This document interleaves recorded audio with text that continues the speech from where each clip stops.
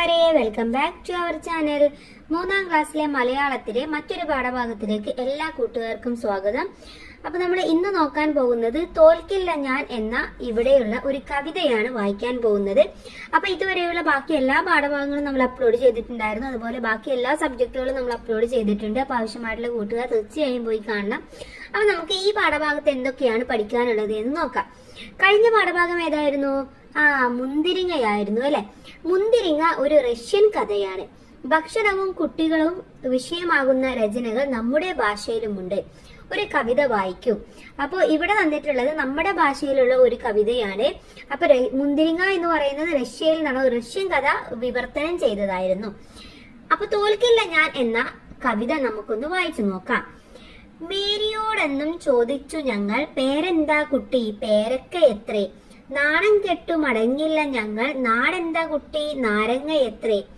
പട്ടുകൂമ്പാളക്കോണമുടുത്തു പാവിലപ്പൊൻ കിരീടവും വെച്ചു, പയ്യെ പയ്യെ എത്തിങ്ങിം മടലിൻ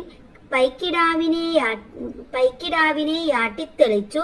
നാരങ്ങ എന്ന വിശ്വപ്രസിദ്ധ നാട്ടിലെ കൊച്ചു റാണി വരുമ്പോൾ തൻ കരത്താൽ മുഖം മറച്ചെന്റെ അപ്പച്ചൻ പോലും പൊട്ടിച്ചിരിക്കും.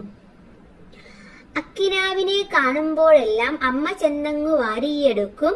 ചുറ്റുമെത്തുന്ന ഞങ്ങളും ഓരോ വർത്തമാനങ്ങൾ ചോദിച്ചിരിക്കും.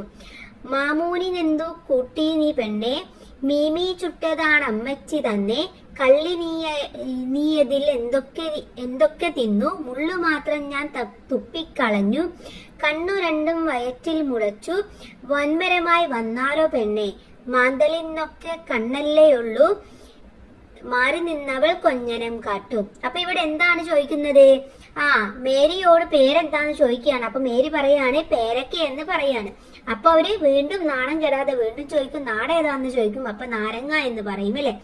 പിന്നെ പട്ടുകൂമ്പാളം എടുത്തു പ്ലാവിൻ പൊൻ കിരീടവും വെച്ചു. അത് ആ കുട്ടിയുടെ രീതിയാണല്ലേ. ആ കുട്ടി എന്തൊക്കെയാണ് ഇട്ടിരിക്കുന്നത്? പ്ലാവില കൊണ്ട് കിരീടം വെച്ചിട്ടുണ്ട്. അതുപോലെ തന്നെ പൈക്കിടാവിനെ തൊളിക്കുന്നുണ്ട്. പൈക്കിടാവിനെ തൊളിക്കുക എന്ന് പറഞ്ഞാൽ പൈക്കിടാവിനെ കൊണ്ട് ഇങ്ങനെ തൊളിച്ചു പോകുന്നുണ്ട്. അപ്പൊ കുട്ടിയെ കുറിച്ചിട്ടാണ് അവിടെ പറയുന്നത്. അതുപോലെ ചോദിക്കുന്നുണ്ട്, നീ എന്താണ് കൂട്ടിയത്? മാമൂൻ എന്ത് കൂട്ടി നീ പെണ്ണെ? അപ്പൊ പറയുന്നത് മീമി ചുട്ടതാണ് അമ്മച്ചി തന്നേ. മീമിയാണ് ചുട്ടത്, അമ്മച്ചി തന്നത് എന്ന് പറയുന്നുണ്ട്. പിന്നെ നീ അതിൽ നിന്ന് എന്തൊക്കെ തിന്നു എന്ന് ചോദിക്കുന്നുണ്ട്. അപ്പൊ പറയാണ് മുള്ളു മാത്രം ഞാൻ തുപ്പിക്കളഞ്ഞു, ബാക്കിയെല്ലാം ഞാൻ കഴിച്ചു എന്നാണ് പറയുന്നത്. അപ്പൊ രണ്ടു കണ്ണും വയറ്റിൽ മുളച്ച് വൻമരമായി വന്നാലോ എന്നാണ് പറയുന്നത്. മീനിന്റെ മുള്ളു മാത്രമേ കളഞ്ഞുള്ളൂ. അപ്പൊ മീനിന്റെ എന്താണ്, കണ്ണൊക്കെ കഴിച്ചിട്ടുണ്ടാവും. അപ്പൊ ആ കണ്ണ് നിന്റെ വയറ്റില് വലിയ മരമായിട്ട് വന്നാലോ എന്ന് ചോദിക്കുകയാണ്.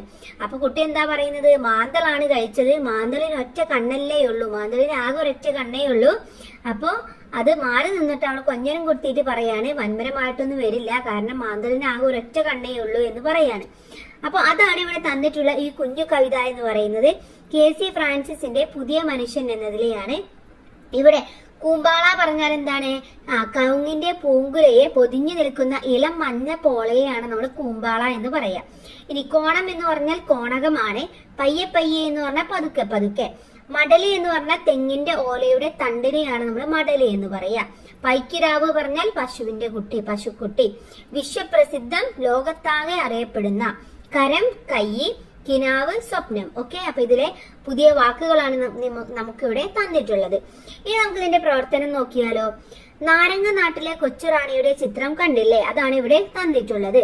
കവിത വായിച്ചപ്പോൾ മനസ്സിൽ തെളിഞ്ഞ കൊച്ചുറാണിയുടെ ചിത്രം വരയ്ക്കാനാണ് നിങ്ങളുടെ അടുത്ത് പറഞ്ഞിട്ടുള്ളത്. അപ്പൊ നിങ്ങൾക്ക് ഈ കവിത വായിച്ചപ്പോൾ കൊച്ചുറാണിയെ കുറിച്ചിട്ടൊരു ഇത് കിട്ടിയിട്ടുണ്ടാവും അല്ലെ. എന്താണ്? ഇതുപോലെ ബ്ലൗസും പട്ടുപാവാടയൊക്കെ ധരിച്ച ഒരു കുട്ടി. അപ്പൊ നിങ്ങളുടെ മനസ്സിൽ എന്താണോ തോന്നിയത് അതാണ് നിങ്ങൾ ചിത്രം വരയ്ക്കേണ്ടത്. ഇനി ചിത്രത്തിലെ കൊച്ചുറാണിയുടെയും കവിതയിലെ കൊച്ചുറാണിയുടെയും വേഷവിധാനങ്ങൾ തമ്മിൽ എന്തെല്ലാം വ്യത്യാസമുണ്ട്? അഥവാ ചിത്രത്തിൽ പറയുന്ന കൊച്ചുറാണിയുടെ വേഷം മറ്റൊന്നും, ഇവിടെ കവിതയിൽ പറയുന്ന കൊച്ചുറാണിയുടെ വേഷം എന്ന് പറയുന്നത് വ്യത്യാസവുമാണ്. അപ്പൊ എന്തെല്ലാം വ്യത്യാസമാണ്? ചിത്രത്തിലെ റാണി പട്ടുപാവാടയും ബ്ലൗസുമാണ് ധരിച്ചിട്ടുള്ളത്. മനോഹരമായ ശിരോവസ്ത്രവും ഇലകൊണ്ടുള്ള കിരീടവും ഉണ്ട്. നാരങ്ങയുടെ പുറത്ത് ഇരിക്കുന്നു.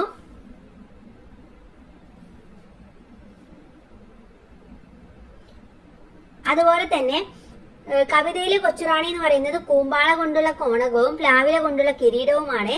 അണിഞ്ഞിരിക്കുന്നത് ഓലമടൽ കൊണ്ടുള്ള പൈക്കിടാവിനെ ആട്ടിത്തൊളിച്ചുകൊണ്ട് നിൽക്കുകയും ചെയ്യുന്നു. അപ്പൊ ഇതാണ് രണ്ടും തമ്മിലുള്ള വ്യത്യാസം എന്ന് പറയുന്നത്.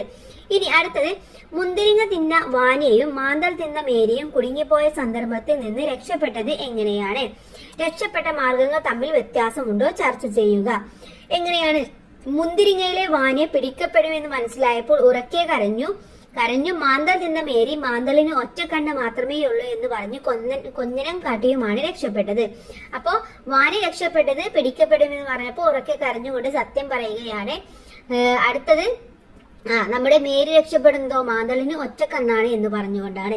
അപ്പൊ ഏകദേശം രണ്ടും ഒരേ മാർഗമാണെന്ന് നമുക്ക് പറയാൻ സാധിക്കും. അപ്പൊ ഇത്രയുമാണ് ഈ കവിതയിലൂടെ നമുക്ക് പഠിക്കാനുള്ളത്. ഇനി അടുത്ത പാഠഭാഗം എന്ന് പറയുന്നത് നമ്മുടെ പലഹാര കൊതിയന്മാർ എന്ന കഥയാണ്. അത് നമുക്ക് അടുത്ത വീഡിയോയിൽ നോക്കാം. അപ്പൊ എല്ലാ കൂട്ടുകാർക്കും താങ്ക്സ് ഫോർ വാച്ചിങ്.